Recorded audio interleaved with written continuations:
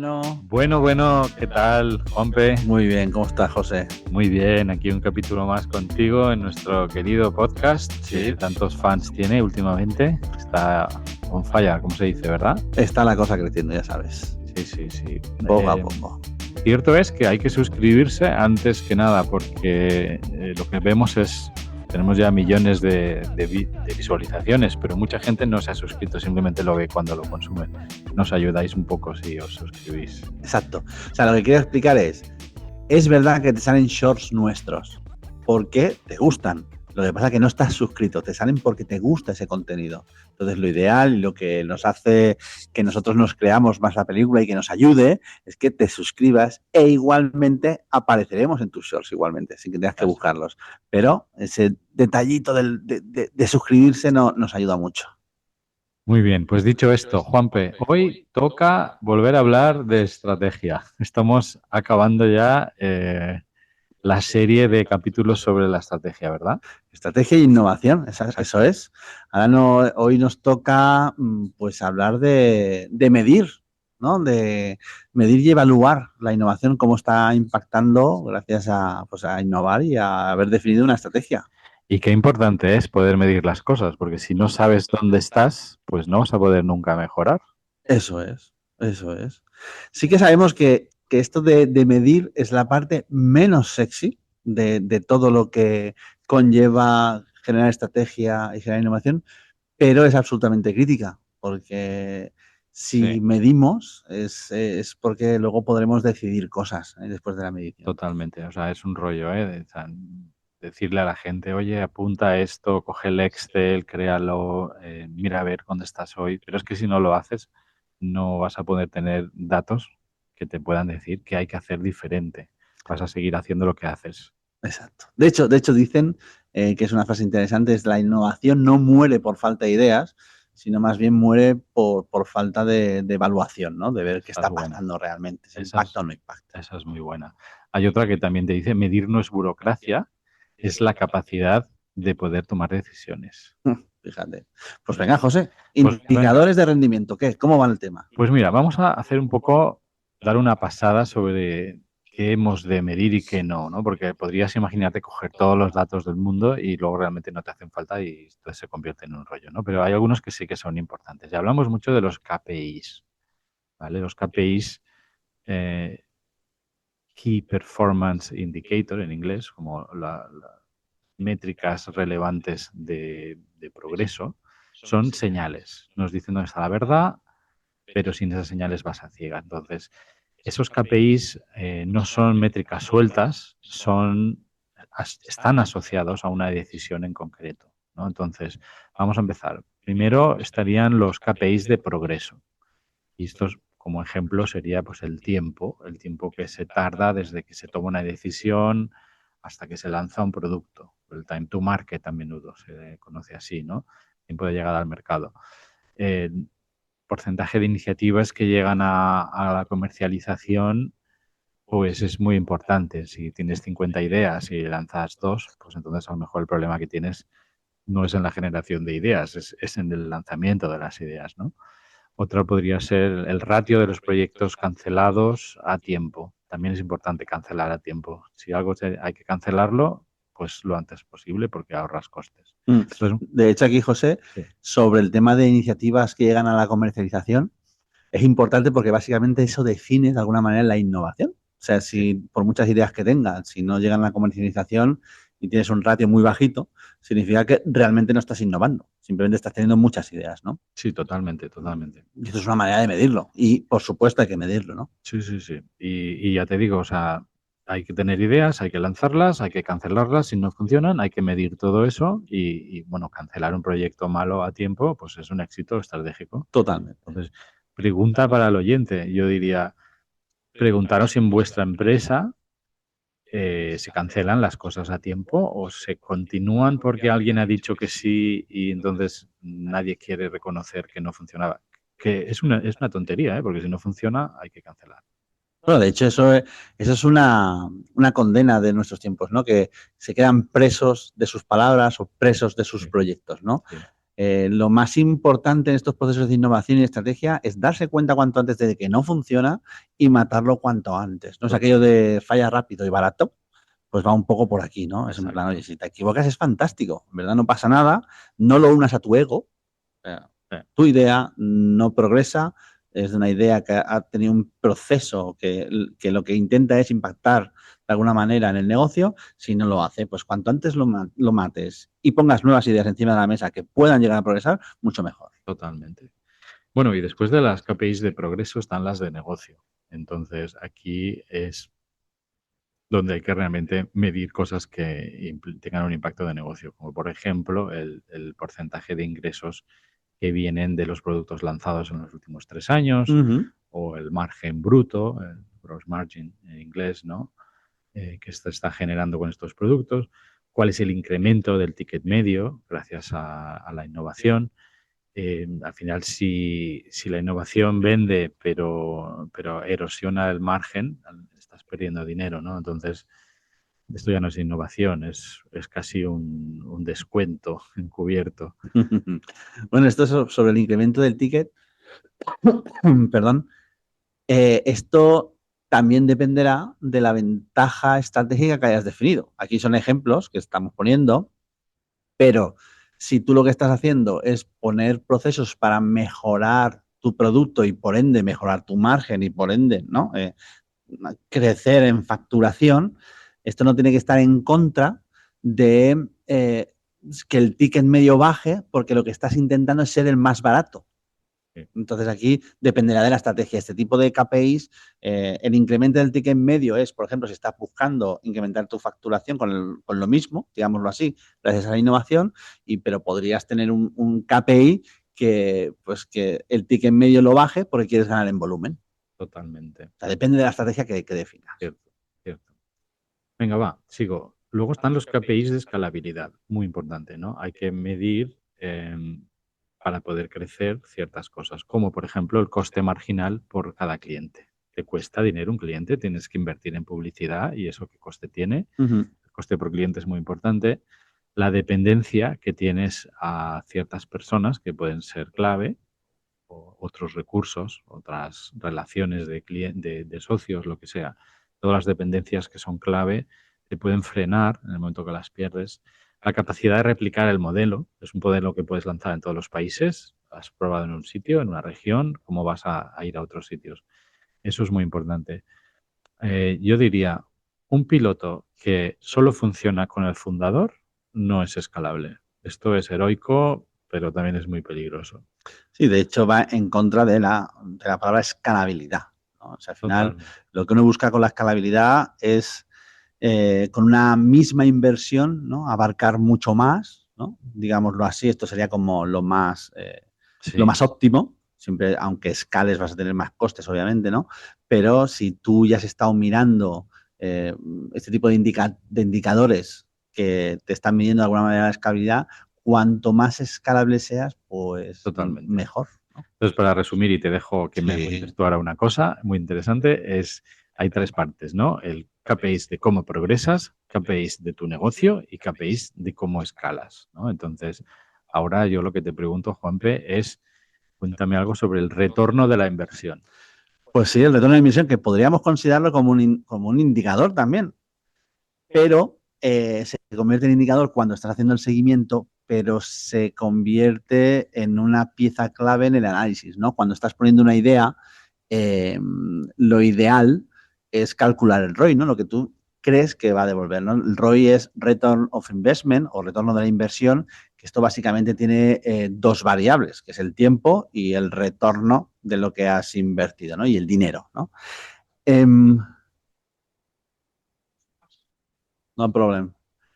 El ROI, que se puede considerar como un matador de la innovación, se considera matador básicamente porque al final obligamos a esa idea bonita que se nos está ocurriendo, le pongamos un marco y ese marco sea el del retorno de la inversión, ¿no? Y que no sea simplemente una alegre idea que al final consumirá recursos y no contempla retornos en el negocio. Y como siempre decimos, innovación se convierte en cuando estás retornando en el negocio. ¿Sí? Totalmente. Entonces, Hay diferentes, está pues el ROI directo, hay diferentes, digamos, fases que se pueden interpretar para el ROI.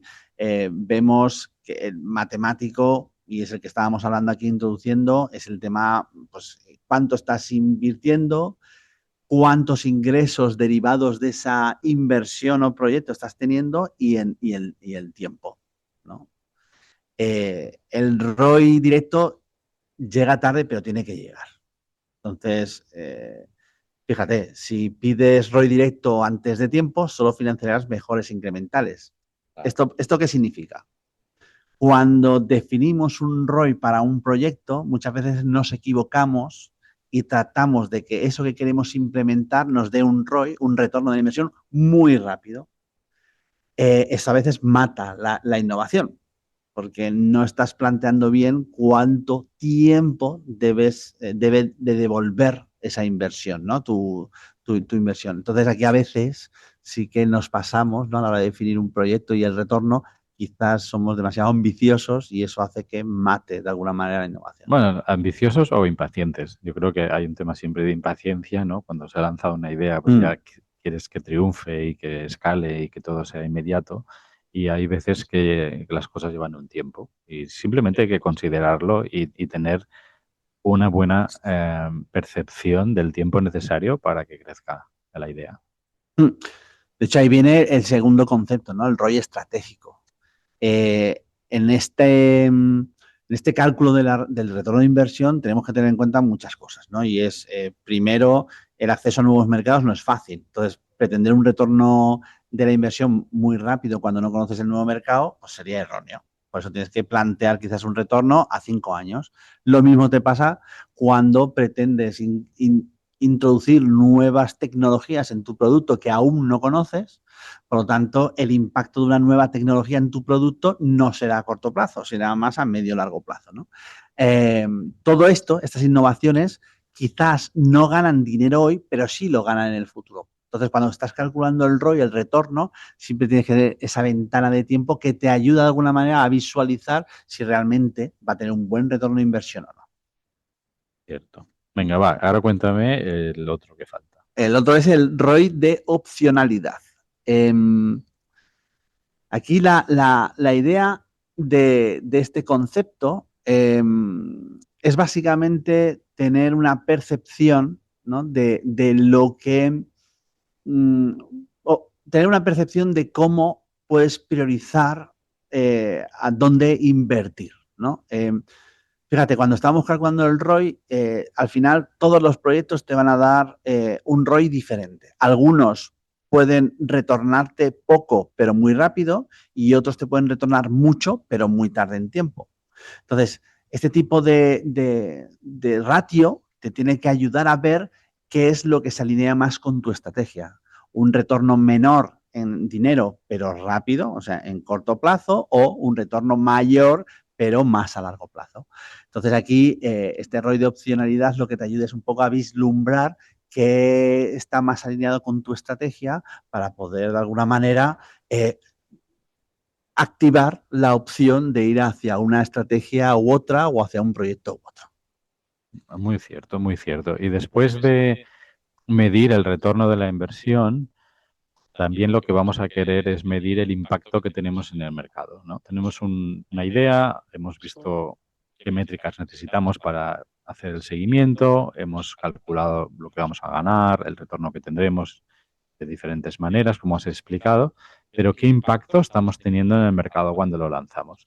Al final, si nadie cambia nada gracias a tu producto, pues no has innovado. Significa que no, el mundo sigue igual que antes. Es un árbol que se ha caído en mitad del Amazonas y nadie se ha enterado. No ha cambiado nada. ¿Vale? Entonces, aquí hay varios indicadores. Uno es el de adopción, ¿no? ¿Cuántos usuarios hay activos? El famoso en DAU y MAU, ¿no? Daily Active Users, Monthly Active Users, son métricas que se utilizan muy, muy a menudo cuando lanzas un producto, sobre todo en la nube, etcétera. Un software, por ejemplo, pues cuántos usuarios activos tienes, ¿no? Cuánto repiten el uso de tu producto. Si entran una vez al año, pues realmente no les está cambiando la vida. Un poco lo que decía antes, hay que un poco arraigar estos conceptos en el que la gente a partir de ahora hacen cosas diferentes, ¿no? Entonces, activos, repetición del uso y si estás vendiendo algo online, en el caso de tener un e-commerce, pues cuántas veces la gente vuelve a comprar, la fidelidad que esto está generando, vuelven a comprar, vuelven a acceder a tu sistema, ¿no? Un ejemplo así para clarificar sería, tú haces una plataforma, whatever, la que sea, y haces una buena promoción en Google Ads, por ejemplo, se te registran miles de usuarios, pero ninguno compra o ninguno vuelve, ¿no? Estos de los usuarios activos, o ninguno se conecta más de 2 veces, ¿no? Entonces, estos son indicadores que te ayudan a ver si realmente hay una adopción. Sí, claro, y es un buen ejemplo el que das. O sea, si tú tienes un sistema, un software, un producto que tiene un uso muy intensivo, que la gente lo usa mucho, pero no estás vendiendo mucho, significa que es una joya mal empaquetada, que la gente no lo conoce, puede que tengas un problema de awareness, que se llama, ¿no? De que la gente sepa que existas. Es un buen indicador. Por eso, estas métricas te van a dar una película, una visión de dónde estás en tu película, ¿no? Entonces, bueno, otra cosa sería la diferenciación real, ¿no? Hablamos mucho del NPS. Seguro que has visto, Juanpe, en algún sitio que te dicen, puntúa del 1 al 10, ¿cuánto recomendarías este producto? Esto es muy común. Se llama el NPS, Net Promoter Score. Básicamente, 9 y 10 es que está genial y 0 es que lo odias profundamente, algo te ha pasado mal. Y lo del medio realmente como que no cuenta mucho, ¿no? Pero estas son métricas bastante estándar de cómo se recomienda un producto, del impacto que tienen los clientes. Otra cosa sería el feedback cualitativo. Puedes enviar surveys, que la gente pues rellene formularios sin pasarte, porque a veces te hacen oye, tienes 20 minutos para rellenar estas 300 preguntas, se te quitan las ganas solo de leer eso, ¿no? Pero a veces hacer pocas preguntas bien colocadas, pues te da una idea y al cliente tampoco le importa contestarlas. Y luego, pues, comparaciones del cliente que te puede hacer. Oye, esto está tan bien como, o está tan rico como los Ferrero Rocher, no sé, me lo invento, ¿no? Esas comparaciones que puedan hacer los clientes son cualitativas, pero que te pueden dar información interesante. Pero ojo, aquí sí que me gustaría remarcar que esto nos pasa como las eras del desarrollo del producto, ¿eh? Es tan importante este tipo de métricas como las previas. Quiero decir, tú puedes tener un Net Promoter Score por arriba del 8, del 9, y si no estás haciendo ventas, no te sirve de nada tener esto, ¿no? O puedes tener un feedback cualitativo porque le has preguntado a N personas que justamente, pues mira, por azar, te hacen un buen feedback cualitativo, pero tú sigues sin ver realmente resultados, ¿no? O sea, al final, ¿es importante este feedback? Obviamente es importante, mejoras tu producto, tu servicio, etcétera, etcétera, pero no debemos olvidar nunca las otras, digamos, palancas que realmente apalancan que hay un buen resultado, ¿no? Y que realmente está cambiando algo tu producto. Sí, totalmente, y ha de ser así. Si solamente van a ti por precio, es que este es el más barato. Significa que aportas poco valor en lo que es la calidad u otros aspectos, ¿no? Entonces, en precio siempre puede venir alguien desde China o de donde sea y ser más barato que tú y estás fuera del mercado. Por lo tanto, es muy importante que observes en qué otras cosas te puedes diferenciar y ser mucho mejor. Vale. Y ya para acabar, quizás la otra parte que nos faltaría sería la parte de comercialización y escalado, porque siempre vas a necesitar primeros clientes, validar una propuesta de valor, estás en una fase de betas al principio, tu producto realmente no está acabado, pero ya lo estás intentando mover.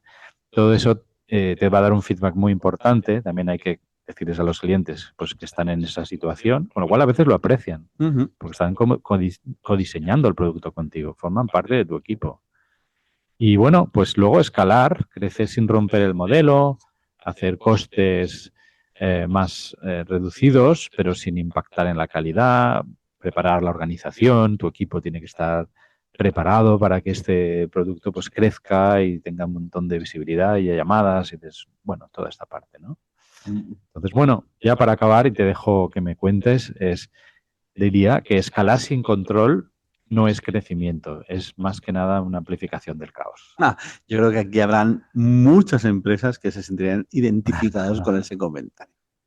Bueno, pues déjame hablarte de ahora del aprendizaje estratégico y gobierno de la innovación. ¿Qué nos permite, ¿no? ¿Qué significa el aprendizaje? Pues el aprendizaje es aprender lo que el mercado, por ejemplo, te está diciendo, ¿no? O aprender en base a lo que estás midiendo, ¿no? O sea, al final, todo lo que es aprender más rápido, incluso que el mercado propio. Muchas veces nos caemos en la trampa de preguntar al mercado qué quieren, cuando es interesante y hay muchos casos donde el mercado responde positivamente a un producto que no se habían planteado nunca, ¿no? Y aquí es donde gana este tipo de mediciones o de estudios que te permiten aprender antes que el mercado, ¿no? Y esto, gracias a esto, te permite tomar decisiones basadas en cuestiones que están viendo los datos, pero quizás que un usuario no es capaz de decirte y de trasladarte, ¿no? Esto te permite de alguna manera ver todas estas cosas, pues la capacidad de parar proyectos que ves que no están encajando con las tendencias o reutilizar aprendizajes de otros proyectos que has tenido que matar, qué cosas, qué cuestiones te puedes llevar, ¿no?